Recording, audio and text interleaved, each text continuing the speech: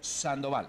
Bienvenido, gracias por acompañarnos. Muy buenos días. En las siguientes palabras, que el presidente se deslinda categóricamente de esta denuncia.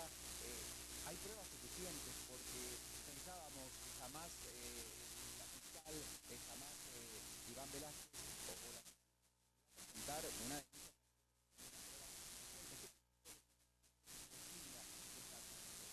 Bueno, debemos de tener en cuenta que en Guatemala lo primario, lo fundamental es el principio de inocencia.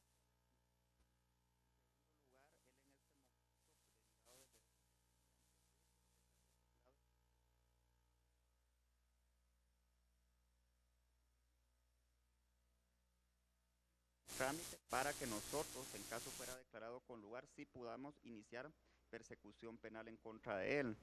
En caso contrario, pues tendremos que respetar las disposiciones legales y la decisión que tomen las autoridades competentes. Por otra parte, para el momento en que nos encontramos, la Fiscalía considera que la investigación preliminar arroja fuertes indicios de que él podría estar vinculado con este grupo de personas que está haciendo, algunas de las cuales ya están procesadas.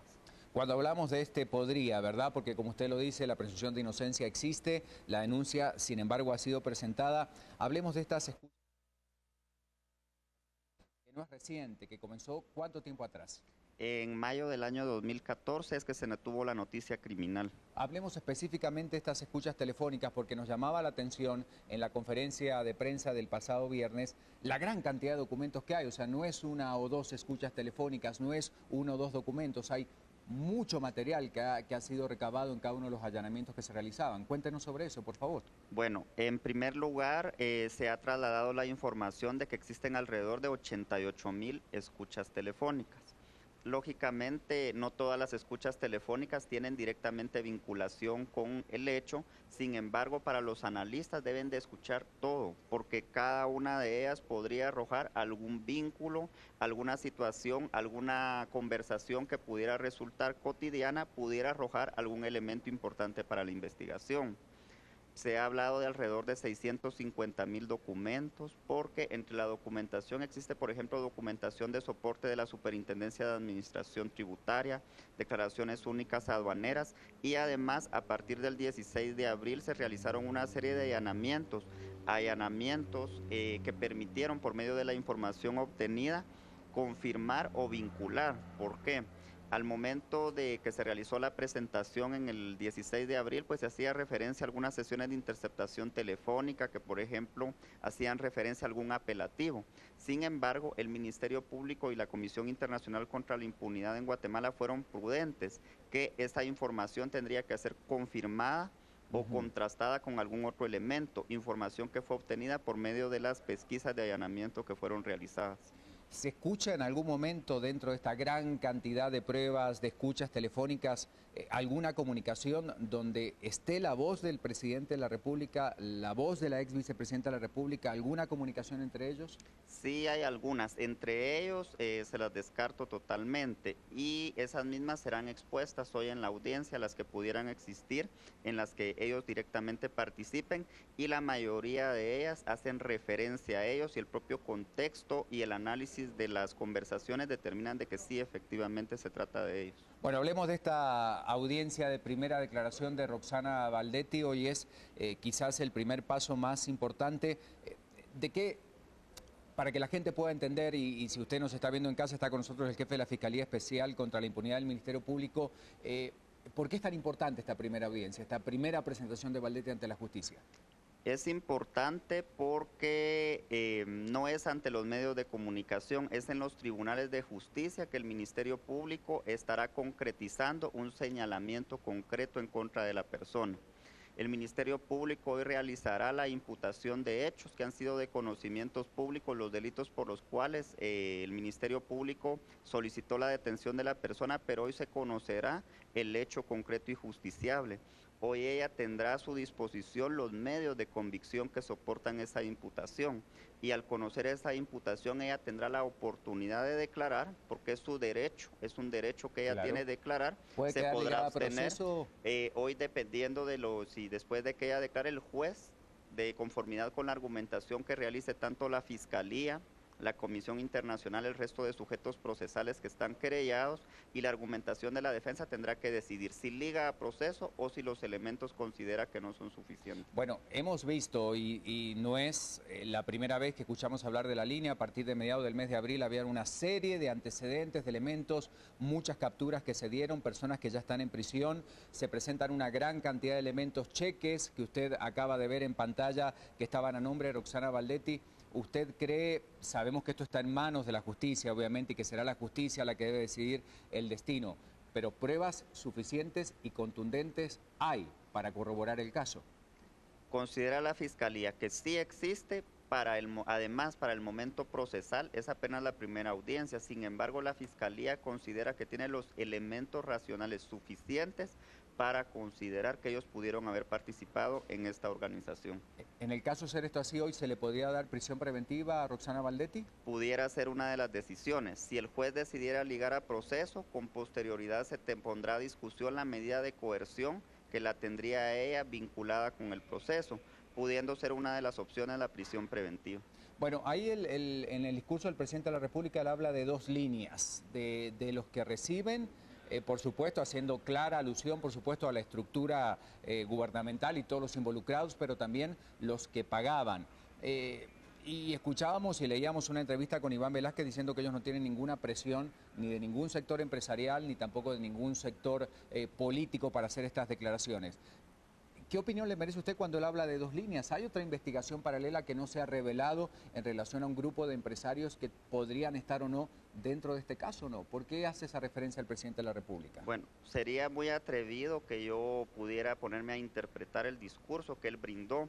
Sin embargo, la referencia que él hace es a personas que también pudieran haber estado vinculadas a hechos relacionados con defraudación aduanera, y tanto el comisionado como la fiscal general han sido claros que la investigación continúa.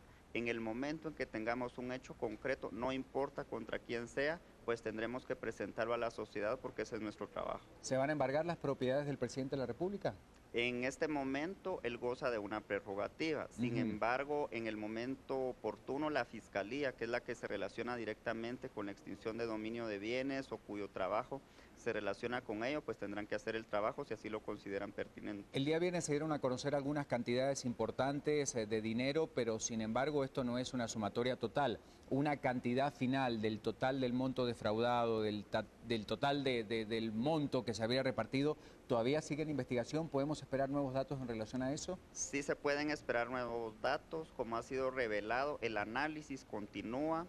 Derivado de que en los distintos allanamientos fue ubicada información financiera, se requirieron las autorizaciones, ha llegado la información y está en proceso, y en el momento en que se tenga un dato preciso, pues se tendrá que concluir en cuanto es un monto estimado de lo defraudado. Bueno, yo sé que el viernes realmente la información fue muy relevante, pero sin embargo podríamos presumir que la investigación continúa, que esto podría abrirse también a algunos otros sectores, porque estamos hablando de un caso específico, el de la línea, la defraudación, la SAT involucrada, pero la investigación continúa, ¿todavía hay algunos otros elementos que pueden seguir apareciendo?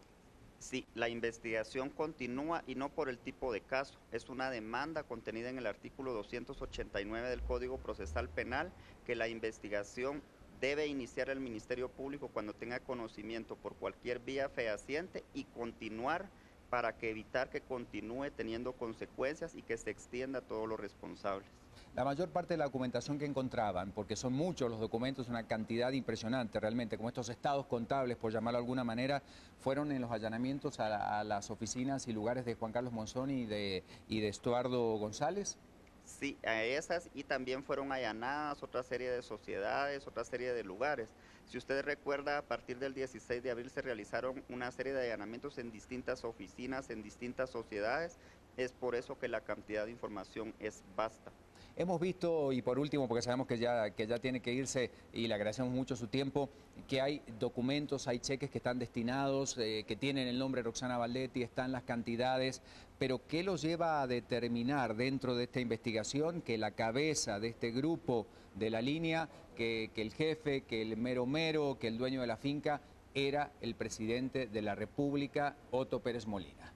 Lo que llega a determinar eso es de que la conversación telefónica contrastada con la serie de eventos documentados, reuniones, documentación localizada, ubica que efectivamente cuando hacían referencia a la 2, a la señora, a la mera mera, a la dueña de la finca, precisamente se trata de la señora Ingrid Roxana Valdetti, y de la misma forma ocurre con el señor presidente. Es la información ubicada, contrastada con las interceptaciones, que confirma esa situación. Muchas gracias por habernos acompañado esta mañana. ¿Alguna vez tuvo miedo? Le pregunto, pues yo le decía recién, hay que tener realmente un gran coraje, una gran valentía para atreverse. Es una persona que está en el cargo. Usted me hablaba de la investigación por el caso Portillo y muchos otros, pero estamos hablando de un mandatario que está en funciones, de una estructura de poder que está en este momento en el gobierno. ¿Alguna vez sintió el temor para cuando empezaron a revelar y a descubrir toda esta red que estaba allá adentro, con estos nombres justamente? Sí, temor, sobre todo los compañeros que directamente realizaron la investigación, los investigadores, los auxiliares fiscales, el agente fiscal directamente vinculado, pero es nuestro trabajo, eso es lo que tienen que comprender esas personas. Y yo en un medio de comunicación les decía que en un país como el nuestro, cuya tradición es judeo-cristiana, nos encomendamos a Dios, ¿verdad? Y esperamos de que Él nos proteja, ¿verdad? No es un discurso bíblico, sin embargo, ese temor que yo pudiera sentir, yo sé de que hay alguien que me está cuidando. Muchas gracias por acompañarnos. Ha sido muy amable el jefe de la Fiscalía Especial contra la Impunidad del Ministerio Público, Juan Francisco Sandoval. Se olvida de dónde se viene.